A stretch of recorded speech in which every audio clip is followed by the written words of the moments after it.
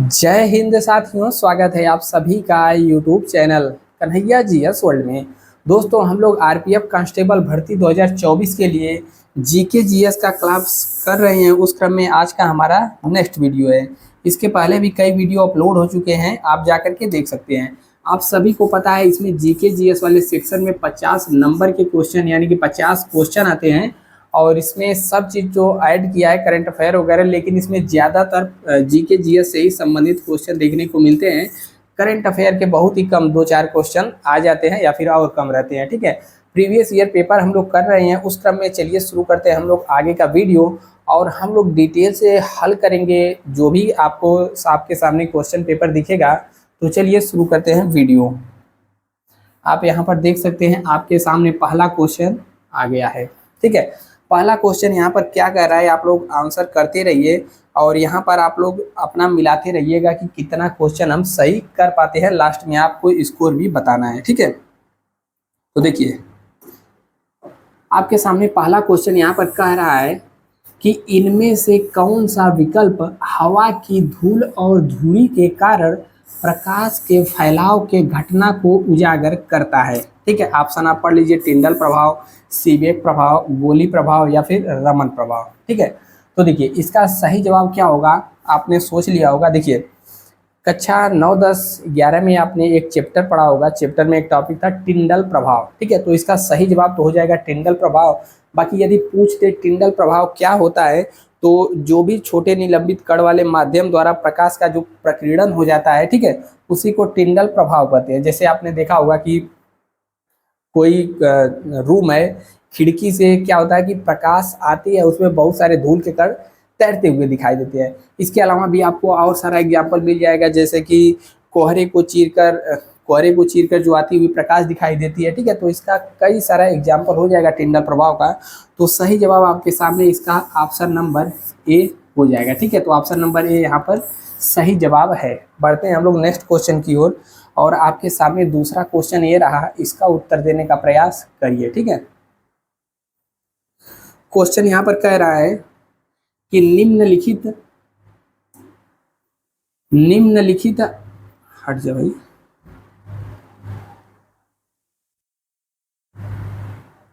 ठीक है, दूसरा क्वेश्चन है और यहाँ पर कह रहा है कि निम्नलिखित में से किस समिति को चालू अर्थव्यवस्था समिति कहा जाता है। सार्वजनिक लेखा समिति या फिर सार्वजनिक उपक्रम समिति या फिर आचार या फिर अनुमानित समिति। तो यहाँ पर क्या पूछा गया है, चालू अर्थव्यवस्था समिति कहा जाता है। तो इसका जो क्वेश्चन नंबर दूसरे का ऑप्शन सही होगा, ऑप्शन नंबर डी। यहाँ पर क्वेश्चन नंबर दूसरे का ऑप्शन नंबर यहाँ पर डी सही हो जाएगा। ठीक है,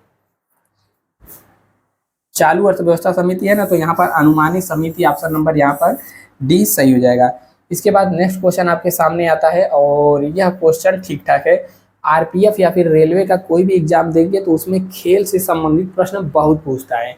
ठीक है, खेल और नृत्य वगैरह हो गया तो इसका अलग से भी एक हम वीडियो बना देंगे, खेल वाला और नृत्य वाला। तो उसी से संबंधित यह प्रश्न आपके सामने है और यहाँ पर पूछा गया है, बैडमिंटन खेल में निम्नलिखित में से किस शब्द से संबंधित है। ठीक है, बैडमिंटन खेल निम्नलिखित में से किस शब्द से संबंधित है।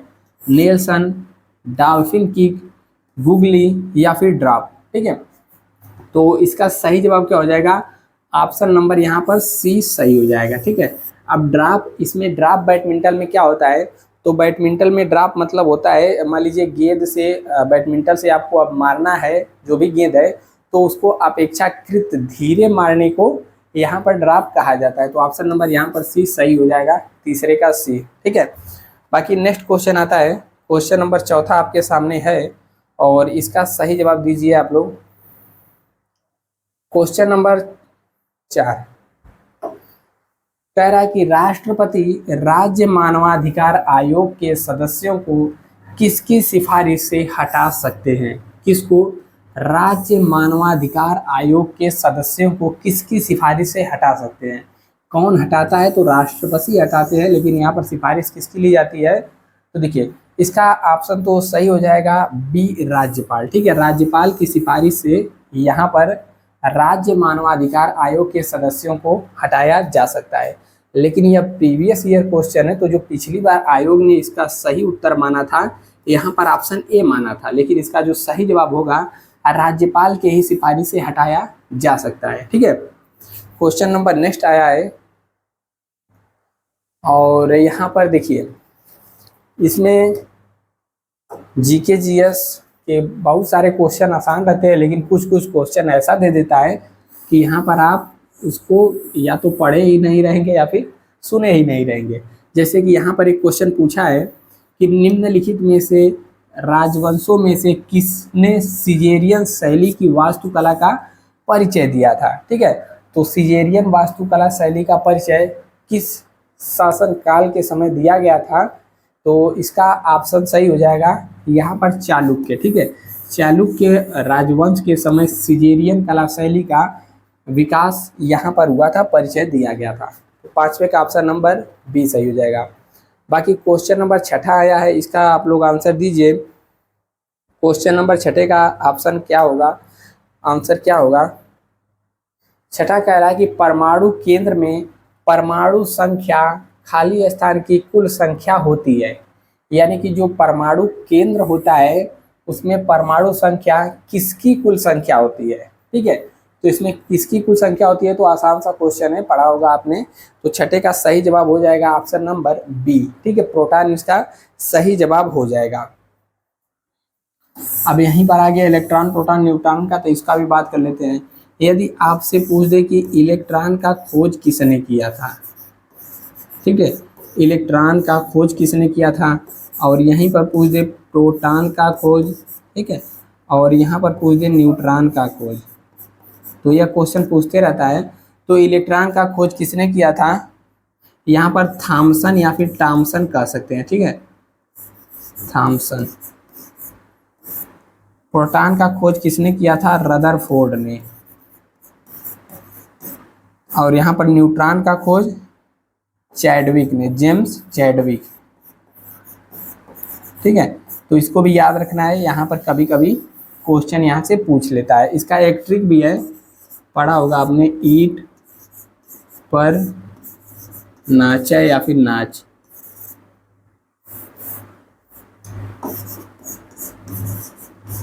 ठीक है, तो यहाँ पर ई से क्या हो जाएगा, इलेक्ट्रॉन, ई से इलेक्ट्रॉन, ट से टॉमसन ने खोज किया था, प से प्रोटॉन, र से किसने खोज किया था, रदरफोर्ड ने, और ना से न्यूट्रॉन, च से किसने खोज किया था, चैडविक ने। ठीक है, तो यह ट्रिक है, इसको आप नोट कर सकते हैं, ईटा पर नाच है। ठीक है, तो मंच पर नहीं, ठीक है, कहाँ पर नाचना है, स्टेज पर नहीं, ईटा पर नाचना है, तो आप सब इसका आंसर लगा पाएंगे। क्वेश्चन नंबर नेक्स्ट आता है सातवां,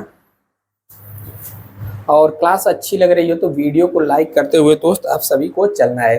सातवां क्वेश्चन कह रहा है कि जब किसी धातु को उसके पतले अक्षरों से बनाया जा सकता है तो उसे क्या कहा जा सकता है।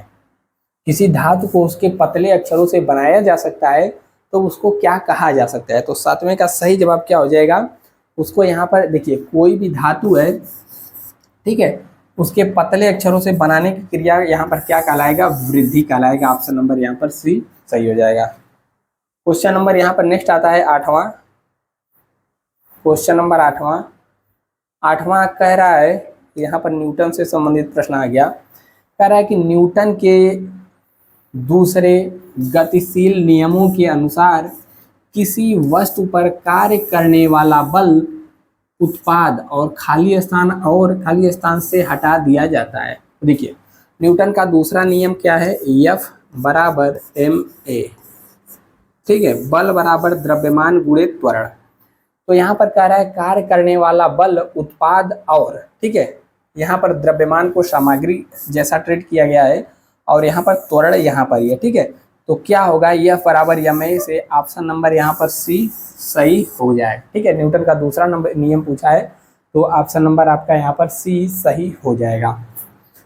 दोस्तों यहाँ पर हम बात करेंगे आरपीएफ कांस्टेबल भर्ती 2024 के बेस्ट बुक के बारे में, जो कि एजुकाजोन पब्लिकेशन की है। आप यहाँ पर देख सकते हैं, यह बुक इंग्लिश मीडियम वाले छात्रों के लिए है और यहाँ पर आपको जो भी प्रीवियस ईयर को पेपर हुए हैं यहाँ पर आपको मिलने वाला है, आप देख सकते हैं।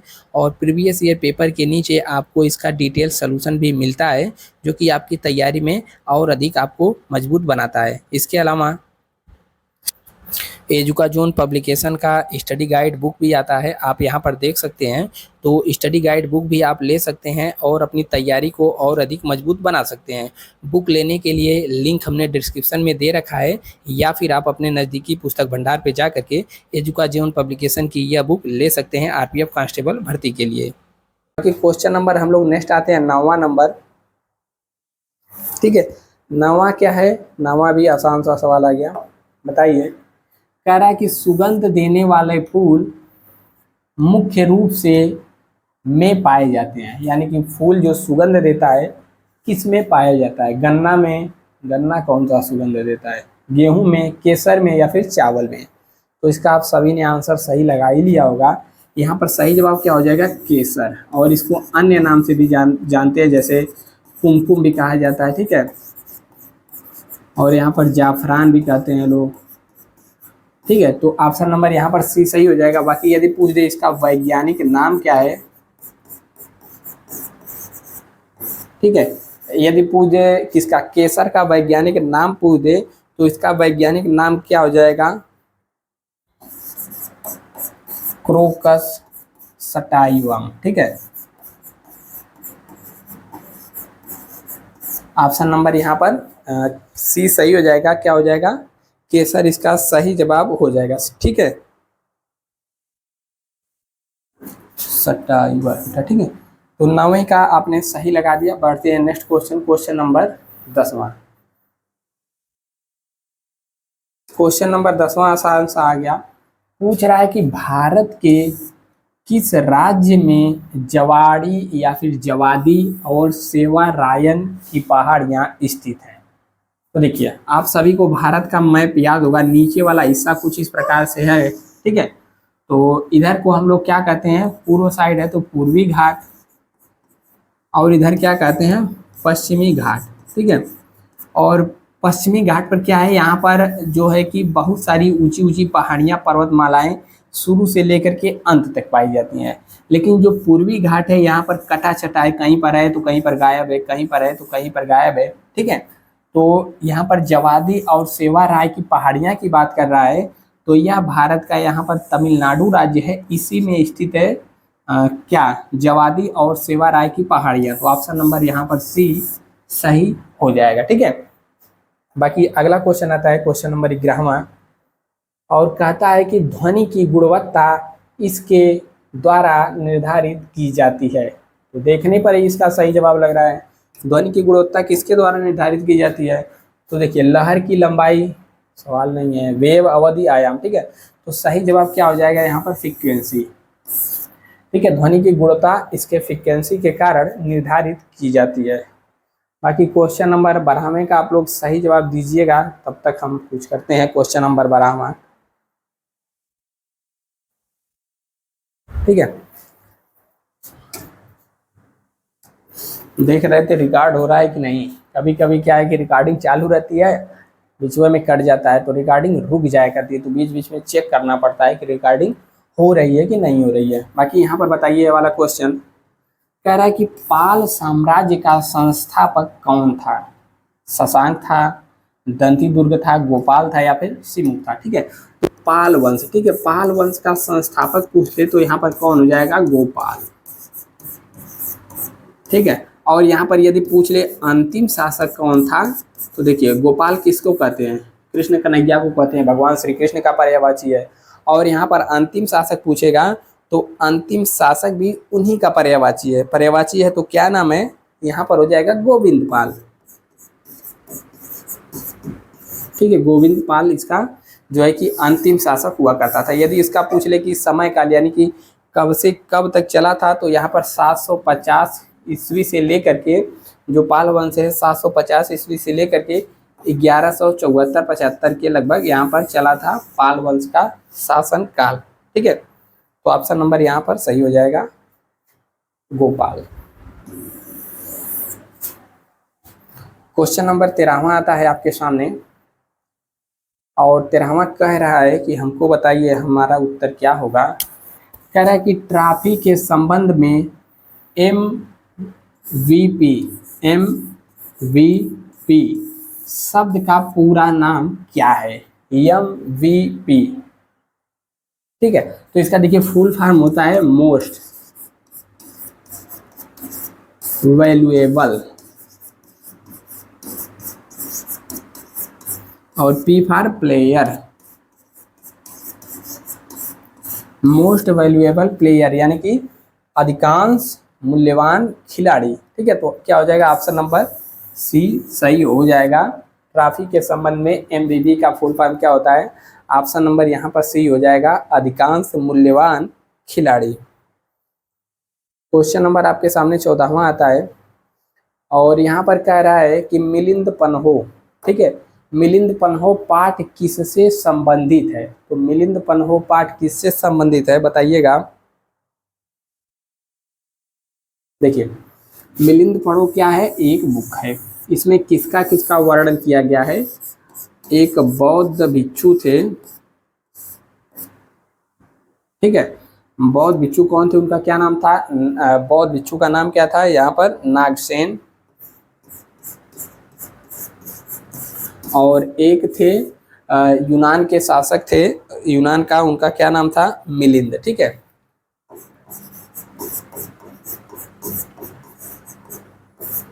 ठीक है, तो इसमें क्या है, मिलिंद पन्हो में ये मिलिंद और नागसेन का क्या है वार्तालाप इसमें है। ठीक है, उन लोगों की बातचीत का संग्रह क्या है, मिलिंद पन्हो। तो पूछ रहा है मिलिंद पन्हो पाठ किससे संबंधित है, किस धर्म से संबंधित है। तो क्या होगा, यहाँ पर बौद्ध भिक्षु थे, नागसेन बौद्ध के थे, और यहाँ पर मिलिंद पन्हो यूनान शासक थे। ठीक है, तो इसका सही जवाब क्या हो जाएगा, बौद्ध धर्म से संबंधित है। 14वें का ऑप्शन नंबर यहाँ पर ये सही हो जाएगा। इन लोगों के बीच में क्या है, संवाद हुआ है मिलिंद पन्हो ग्रंथ में। क्वेश्चन नंबर नेक्स्ट आता है, और यहाँ पर कह रहा है कि इनमें से, ठीक है, इनमें से किसे भारत के नए समुद्र मिले। पूछ रहा है कि भारत का एक तरीके से भारत के समुद्री मार्गों की खोज किसने किया था। ठीक है, तो इसका सही जवाब क्या हो जाएगा, एक यात्री था पुर्तगाल का, ठीक है, पुर्तगाल का, इसका क्या नाम था, वास्को डिगामा। ठीक है, जुलाई 1497 ईस्वी में चला, कहाँ से, पुर्तगाल से चला, समुद्री मार्ग की खोज, समुद्री मार्ग से कहाँ पर, भारत चला था। भारत क्या करने आया था, तो यूरोप वासी उस समय थे, तो मसालों की बड़ी मारामारी हुआ करती थी कि भारत से मसाला जाया करता था। ठीक है, तो मसालों की खोज में क्या जहाज से 1497 ईस्वी में चला, और भारत का पहुंचा तो 1498 ईस्वी में पहुंचा। कहाँ पर पहुंचा, तो केरल के कालीकट बंदरगाह पर पहुंचा। ठीक है, और इसका उस समय स्वागत कौन किए थे, तो उस समय यहाँ के शासक थे जमोरी। ठीक है, जमोरी ने इनका स्वागत किया, और यह जो आया था वास्को डिगामा, भारत से क्या भर करके ले गया, कई नाव भर करके क्या ले गया, मसाला ले गया, और मसाला ले जा करके अपने यूरोप में बेचा। तो लगभग 64 या 68 गुना उसको प्रॉफिट मिला। फिर कुछ साल बाद फिर आया था। ठीक है, तो समुद्री मार्ग की खोज किसने किया था, वास्को डिगामा ने। पूछता है कहाँ का शासक था, तो पुर्तगाल का शासक था। भारत में कब आया था, तो भारत में 1498 ईस्वी में आया था। ठीक है, क्वेश्चन नंबर 16वां आता है आपके सामने, कह रहा है कि हैंडबॉल खेल, ठीक है, हैंडबॉल खेल क्षेत्र को कहा जाता है, यानी कि हैंडबॉल जिसमें खेला जाता है, हैंड से, फुटबॉल पैर से खेलते हैं। ठीक है, हैंडबॉल क्षेत्र को यानी किसमें खेला जाता है, खेल क्षेत्र को क्या कहा जाता है, तो यहाँ पर कोर्ट में खेला जाता है। ठीक है, ऑप्शन नंबर यहाँ पर 16वें का सी सही हो जाएगा। ठीक है, कोर्ट मतलब वो कचहरी वाला कोर्ट नहीं, न्यायालय वाला नहीं, कोर्ट यानी कि एक एरिया होता है। ठीक है, उसी में क्या किया जाता है, हैंडबॉल खेला जाता है, इधर खिलाड़ी रहते हैं, इधर खिलाड़ी रहते, खेलते हैं। 17वां क्वेश्चन आ रहा है, और कह रहा है कि पशुपति, ठीक है, पशुपति किस काल से मनाया जाता है? देखिए, हड़प्पा काल की बात करें तो हड़प्पा, देखिए इसका सही जवाब तो हो जाएगा हड़प्पा संस्कृति। हड़प्पा संस्कृति कब थी? तो हड़प्पा सभ्यता 1750 ईसा पूर्व से 2350 ईसा पूर्व तक यहाँ पर माना जाता है। ठीक है, अलग अलग विद्वानों के अनुसार अलग अलग क्रम है, लेकिन जो सर्वाधिक फेमस है 1750 ईस्वी से 2350 ईसा पूर्व में, 1750 ईसा पूर्व से 2350 ईसा पूर्व तक हड़प्पा सभ्यता विकसित हुआ था। यहाँ के देवता कौन थे? यहाँ पर जो खुदाई हुई है, जो प्राप्त हुआ है मूर्ति, उसको देखने से ऐसा प्रतीत होता है कि वह पशुपतिनाथ जी का यहाँ पर मूर्ति था, देवता थे। तो हड़प्पा काल के देवता कौन थे? पशुपतिनाथ थे। ठीक है, और यहाँ पर पूछ लेगा यदि हड़प्पा सभ्यता की खोज किसने की, तो आप खोज यहाँ पर लिखेंगे, खोज किसने किया था? दयाराम ने, दयाराम साहनी थे। ठीक है, साहनी थे। कब किया था पूछ दे तो 1921 ईस्वी में। हड़प्पा के बाद एक और खोज हुआ था मोहनजोदड़ो का। ठीक है, मोहनजोदड़ो, इसके ऊपर फिल्म भी बनी है ऋतिक रोशन की। यह कब खोज हुआ था? तो 1922 ईस्वी में। अगर यहाँ पर पूछ दे हड़प्पा संस्कृति या फिर हड़प्पा सभ्यता किस नदी के किनारे थी, तो आप नोट करेंगे रावी नदी के किनारे थी। ठीक है, और यहाँ पर मोहनजोदड़ो यह सिंधु नदी के किनारे थी। तो आप सबको नोट कर लेंगे। 17वें का ऑप्शन नंबर यहाँ पर डी सही हो जाएगा। क्वेश्चन नंबर 18वां आपके सामने आएगा और कहेगा कि हमको भी बताइए। देखिए 18वां है, निम्न में से एक संक्रामक बीमारी है। तो यहाँ पर कौन सी बीमारी जो है संक्रामक है? तो इसका सही जवाब आप लोग देंगे और इसका सही जवाब क्या हो जाएगा? ठीक है, टाइफाइड की बात करें तो यह किससे फैलता है? बैक्टीरिया से फैलता है। बैक्टीरिया बोले तो जीवाणु। ठीक है, बैक्टीरिया यानी कि जीवाणु के द्वारा फैलता है। तो इस क्वेश्चन का आंसर सही हो जाएगा ऑप्शन नंबर सी। ठीक है, क्वेश्चन नंबर 19वां आता है, कह रहा है कि निम्नलिखित में से कौन तारा आपके सबसे करीब है? तो सूर्य क्या है? सूर्य क्या है? सूर्य ग्रह उपग्रह नहीं है, बल्कि सूर्य क्या है? एक तारा है। ठीक है, तो पूछ रहा है कि कौन सा तारा आपके सबसे नजदीक है? तो सूर्य तो एक तारा है, लेकिन उसके अलावा पूछ रहा है कि कौन सा तारा आपके सबसे करीब है।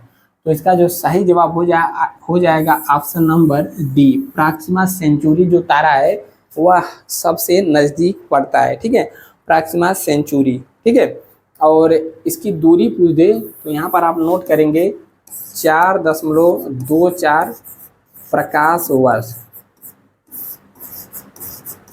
ठीक है, तो क्या होगा? 4.24 प्रकाश वर्ष यहाँ पर होगा।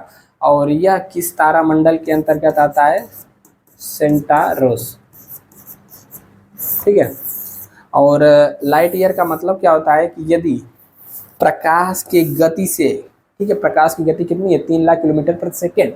यदि हम लोग इतनी गति से पहुंचना चाहें तो आपको कितना समय लगेगा? 4.24 वर्ष लगेगा यदि हम लोग प्रकाश की गति से जाना चाहें। कहाँ पर? प्रॉक्सिमा सेंचुरी पर। क्वेश्चन नंबर 20वां आता है और 20वां कह रहा है कि सार्वजनिक संपत्ति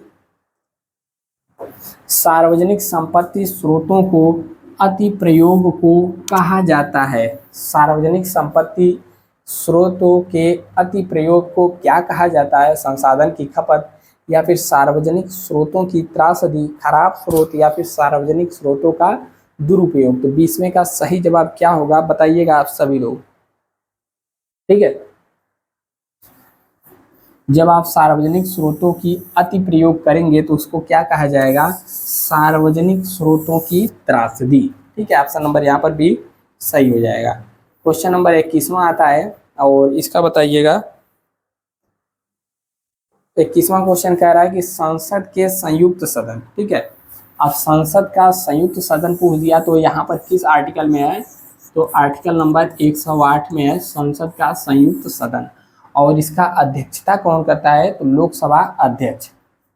बुलाता कौन है? राष्ट्रपति। सत्र का संचालन करने के लिए अध्यक्ष के रूप में अनुपस्थित रहते हुए सत्र का संयोजक कौन करता है? ठीक है, देखिए यानी कि मान लीजिए संयुक्त सदन कब बुलाया जाता है, संयुक्त सत्र कब बुलाया जाता है। मान लीजिए कोई बिल पास हुआ और लोकसभा पास कर दिया, राज्यसभा नहीं कर रहा है, या फिर कोई बिल ऐसा है लोकसभा और राज्यसभा के बीच में मतभेद हो गया, ठीक है, कुछ दिक्कत हो गया, तो उसको सुलटाने के लिए, उसको सही करने के लिए संयुक्त सदन का यहाँ पर सत्र बुलाया जाता है राष्ट्रपति के द्वारा। और इसका अध्यक्ष कौन रहता है, तो जो लोकसभा का स्पीकर यानी कि लोकसभा का अध्यक्ष ही अध्यक्ष बनता है। अब मान लीजिए वह अनुपस्थित हो गया किसी कारणवश, तब कौन अध्यक्ष बनेगा, तब बनेगा लोकसभा का उपाध्यक्ष। अब उपाध्यक्षों यदि अनुपस्थित हो गया तब कौन बनेगा, तो राज्यसभा का सभापति यानी कि उपराष्ट्रपति। तो यहाँ पर पूछ रहा है अध्यक्ष अनुपस्थित हो गया तो कौन बनेगा, लोकसभा का उपाध्यक्ष। ऑप्शन नंबर 21वें का ए सही हो जाएगा। क्वेश्चन नंबर नेक्स्ट आता है आपके सामने 22वां, और 22वां कह रहा है कि पैरालंपिक में स्वर्ण पदक जीतने वाले पहले भारतीय कौन थे। तो देखिए यहाँ पर आपको कंफ्यूज नहीं होना है, यहाँ पर क्या कह रहा है कि पैरालंपिक, पैरालंपिक यानी कि जो दिव्यांगों विकलांगों का होता है उसको हम लोग पैरा ओलंपिक कहते हैं, ठीक है। तो पैरा ओलंपिक में स्वर्ण पदक, इसमें पैरा ओलंपिक में स्वर्ण पदक जीतने वाले पहले भारतीय कौन थे, दीपा कर्माकर, हेमा दास, मरियप्पन थंगावेलु, मैरी कॉम, ठीक है। Olympic, para Olympic, para Olympic मतलब दिव्यांगों वाला होता है, ठीक है। तो यहाँ पर कुल मिला जुला करके पैरा ओलंपिक में पूछा है, तो इसका सही जवाब क्या होगा, मरियप्पन थंगावेलु। ऑप्शन नंबर 22वें का बी सही हो जाएगा, ठीक है। क्वेश्चन नंबर हम लोग नेक्स्ट पढ़ते हैं, क्वेश्चन नंबर 23वां। टोटल हम लोग इस वीडियो में 25 करेंगे, बाकी 25 नेक्स्ट में करेंगे, ठीक है। यहाँ पर क्वेश्चन नंबर नेक्स्ट कह रहा है 23वां, क्वेश्चन नंबर 23वां है कि कोशिका के विभाजन के जन, कोशिका के विभाजन में जन कोशिका की तैयारी के लिए एक मूल कोशिका को किस में विभाजित किया जाता है। तो मूल कोशिका को यहाँ पर किस में विभाजित, दो समान कोशिकाओं में विभाजित किया जाता है। ऑप्शन नंबर यहाँ पर सी सही हो जाएगा 23वें का, ठीक है। अगर पूछ ले कि कोशिका की खोज किसने किया था, तो रॉबर्ट हुक ने। तो इसका सही जवाब क्या हो जाएगा, दो समान। ऑप्शन नंबर यहाँ पर सी सही हो जाएगा। क्वेश्चन नंबर 24वां है, और पूछ रहा है कि नाट्य शास्त्र का रचयिता कौन है, या फिर नाट्य शास्त्र के लेखक कौन है। और यह क्वेश्चन कई बार कई एग्जामों में पूछा जा चुका है, SSC, GD, UP triple SC, ठीक है, और भी बहुत सारे एग्जामों में पूछा गया है। तो नाट्य शास्त्र के रचयिता कौन है, भरत मुनि है। ऑप्शन नंबर यहाँ पर डी सही होगा। क्वेश्चन नंबर 24वां आता है, और 24वां क्वेश्चन कह रहा है, 24वां नहीं 25वां, अंतरराज्यीय परिषद किस मंत्रालय के अंतर्गत आता है। तो सबसे पहले जानिए अंतरराज्यीय परिषद किस आर्टिकल में है, तो यह आर्टिकल नंबर 263 में है। और पूछ रहा है कि किस मंत्रालय के अंतर्गत आता है, ठीक है।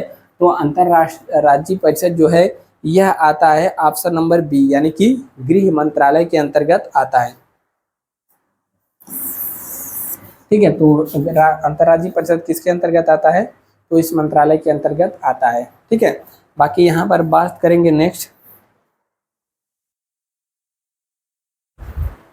ठीक है। तो देखिए हमने आज आपको कितना क्वेश्चन कराया, 25। बाकी इसमें और भी सारे क्वेश्चन हैं, तो यदि और करवाने लग गए तो वीडियो बहुत लंबा हो जाएगा। बाकी के बचे क्वेश्चन हम लोग नेक्स्ट वीडियो में करेंगे। अभी तक वीडियो देख रहे हैं तो यहाँ पर आपके सामने लाइक का बटन है, लाइक का 1 रुपया नहीं लगता, लाइक कर देना है। बाकी चैनल पे पहली बार आए तो सब्सक्राइब करके घंटे के निशान को दबा दीजिए, और दोस्तों तक तो शेयर कर ही देना है। मिलते हैं नेक्स्ट वीडियो में। जय हिंद।